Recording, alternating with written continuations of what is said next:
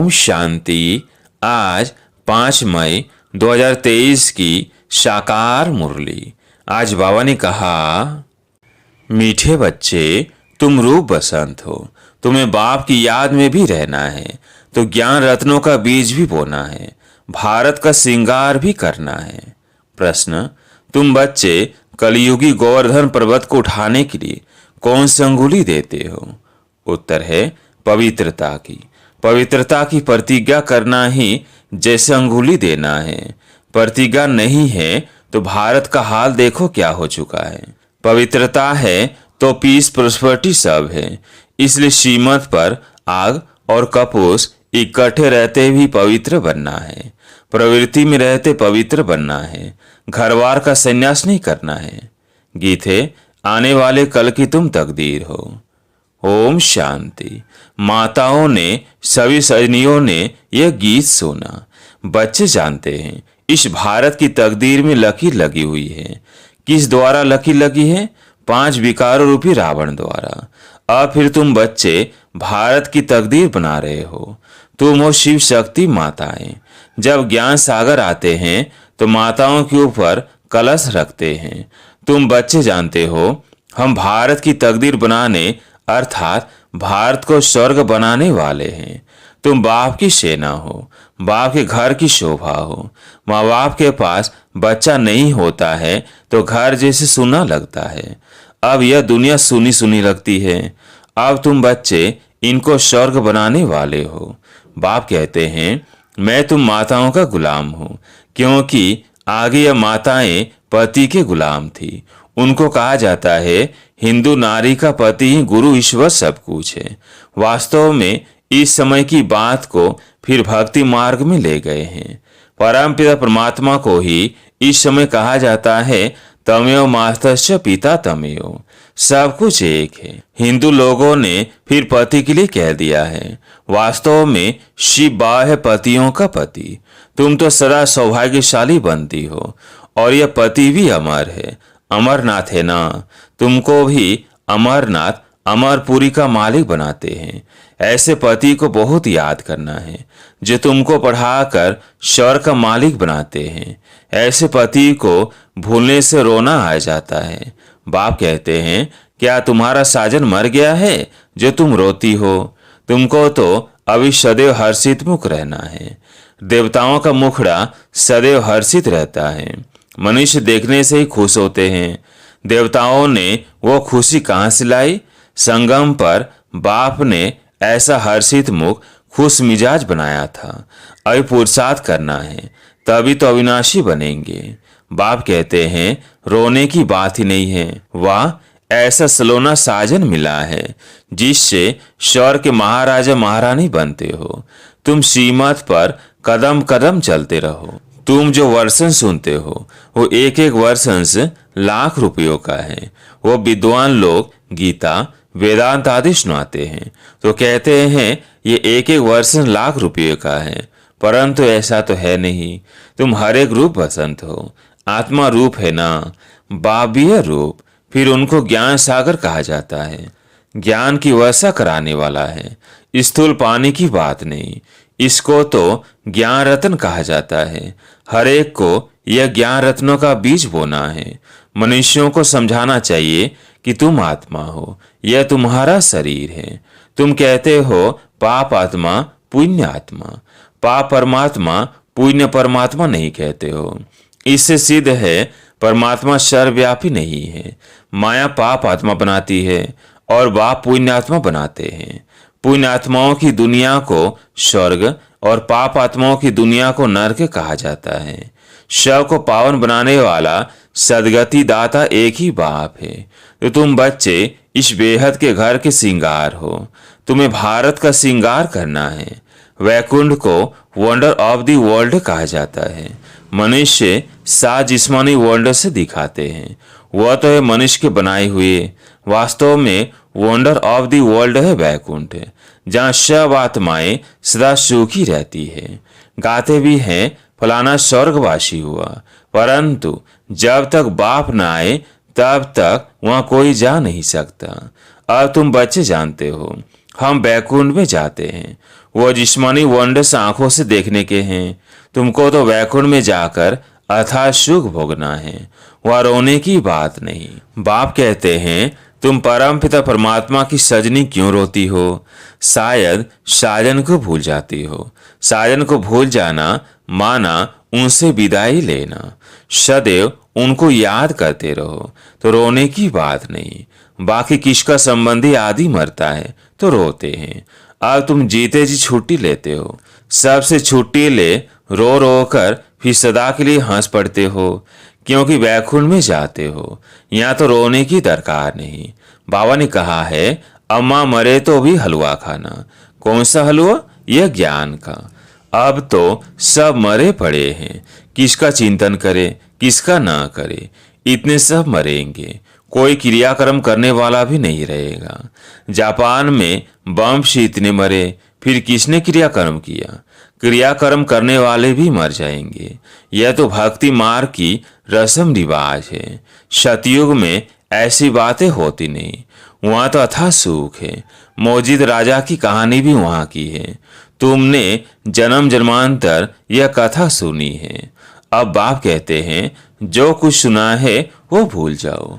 अब सब बाप से सुनो। Hear no evil, see no evil. उन्होंने बंदरों की शक्ल का एक खिलौना बनाया हुआ है। Talk no evil, see no evil, क्योंकि ईश्वर मनुष्य बंदर से भी बदतर है। जो सुनाओ सत सत करते रहते हैं।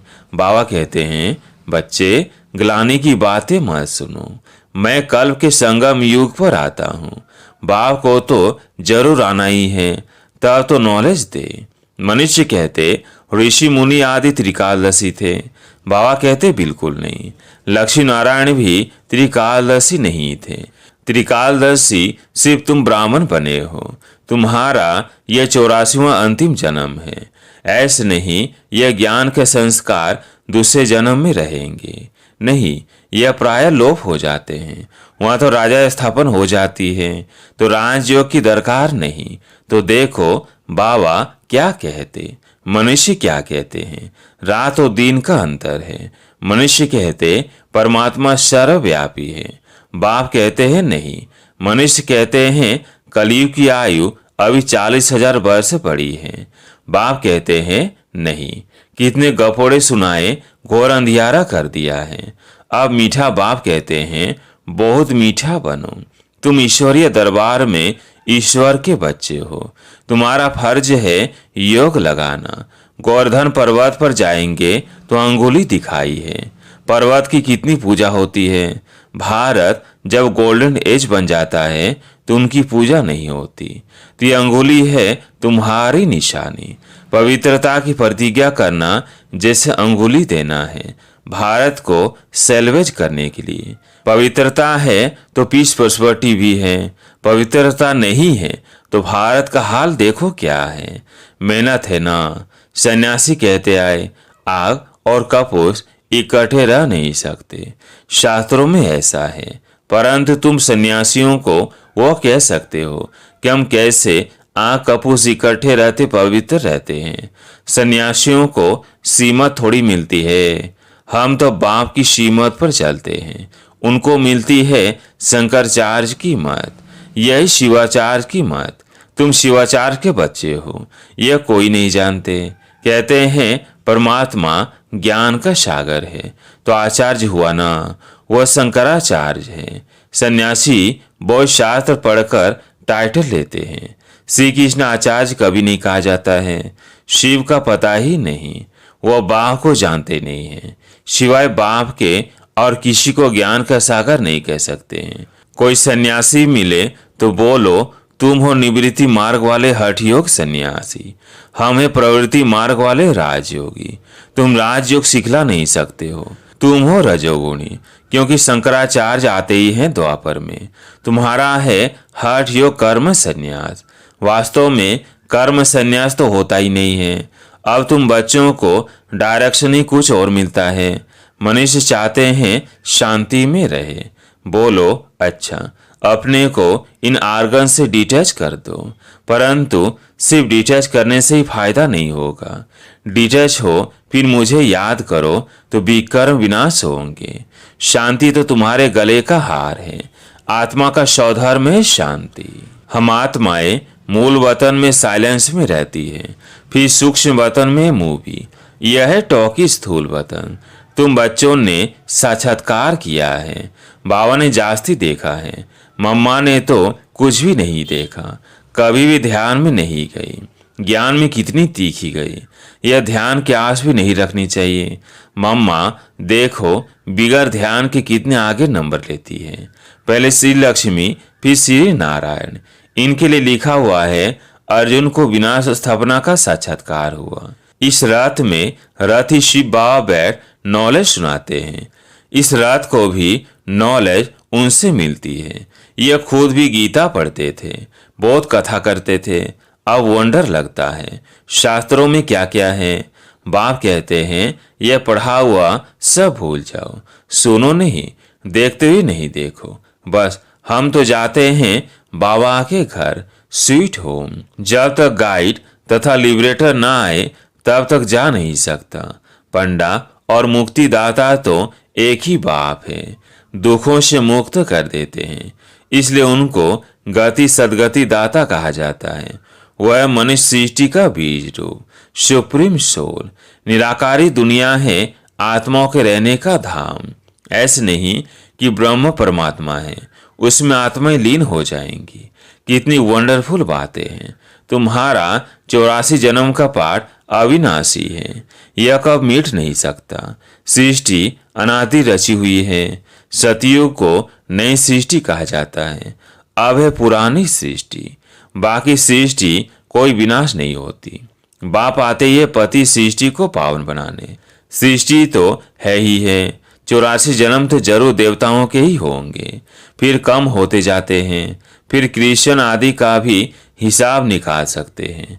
वास्तव में भारतवासियों की जनसंख्या बहुत होनी चाहिए, परंतु और धर्मों में कन्वर्ट होने कारण कम हो गए हैं। नाम ही हिंदू रख दिया है। बाप कहते हैं मैं आता ही तब हूँ जब मुझे ब्रह्मा द्वारा देवी देवता धर्म की स्थापना करनी, शंकर द्वारा विनाश, फिर जो स्थापना करते हैं वही पालना करेंगे। गांधी जी को भी जिन्होंने मदद की, मेहनत की, आज बहुत सुखी है। वह सुखी तो सब बनेंगे, बाकी पद में फर्क पड़ जाता है। जो बाप की याद में रहते हैं और वर्षे को याद करते हैं वह सूर्यवंशी बनेंगे। कम याद करेंगे तो चंद्रवंशी, नहीं तो फिर प्रजा, दास दासी आदि तो बहुत चाहिए ना।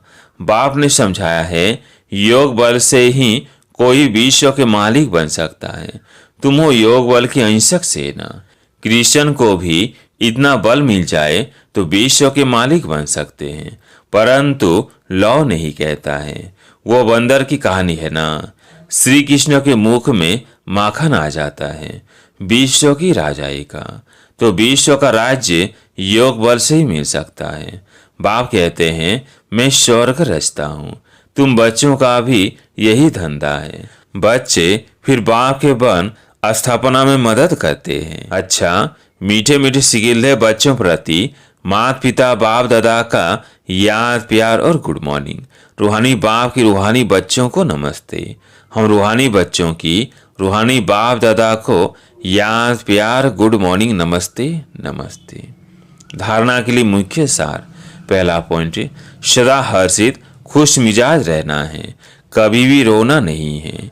जीते जी सबसे छुट्टी ले लेनी है, किसी का भी चिंता नहीं करना है। दूसरा पॉइंट, अपने शांति सौधर्म में स्थित रहना है, ज्ञान और योग से तीखा जाना है, ध्यान की आस नहीं रखनी है। आज प्यारे मीठे बाबा का वरदान, यथार्थ श्रेष्ठ हैंडलिंग द्वारा सर्व की दुआएं प्राप्त करने वाले सर्व के स्नेही भव। यथार्थ श्रेष्ठ हैंडलिंग द्वारा सर्व की दुआएं प्राप्त करने वाले सर्व के स्नेही भव। जैसे बाप ने किसी भी बच्चे की कमजोरी को नहीं देखा, हिम्मत बढ़ाई कि आप ही मेरे थे, है और सदा बनेंगे। ऐसे फॉलो फादर करो। हरेक की विशेषता को देखते संबंध संपर्क में आओ तो आत्माओं से स्वतः आत्मिक प्यार इमर्ज होगा और बाप के साथ साथ सर्व के स्नेही बन जाएंगे। जहाँ आत्मिक स्नेह है वहाँ सदा सभी द्वारा सद्भावना, सहयोग की भावना सौतेई दुआओं के रूप में प्राप्त होती है। इसको ही रूहानी यथार्थ हैंडलिंग कहा जाता है। आज के स्लोगन है, अपने श्रेष्ठ संकल्पों की एकाग्रता द्वारा अन्य आत्माओं की भटकती हुई बुद्धि को एकाग्र कर देना ही सच्ची सेवा है। अपने श्रेष्ठ संकल्पों की एकाग्रता द्वारा अन्य आत्माओं की भटकती हुई बुद्धि को एकाग्र कर देना ही सच्ची सेवा है। अच्छा, ओम शांति।